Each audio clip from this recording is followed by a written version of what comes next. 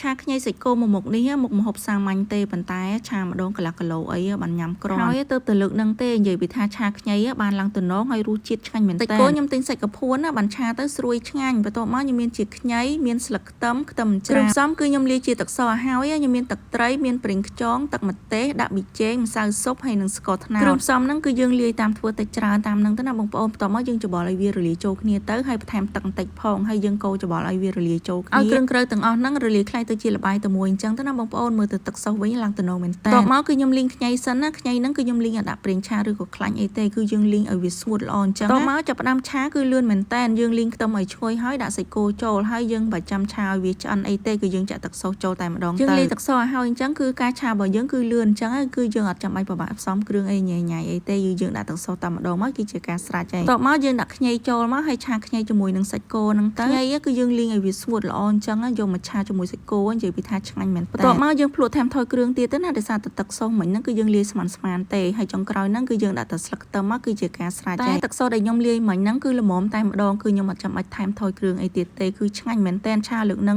បានឆាឆ្ងាញ់មែនតើគោឡើងតុនរីឯខ្ញីវិញក៏អត់ហាងដែរ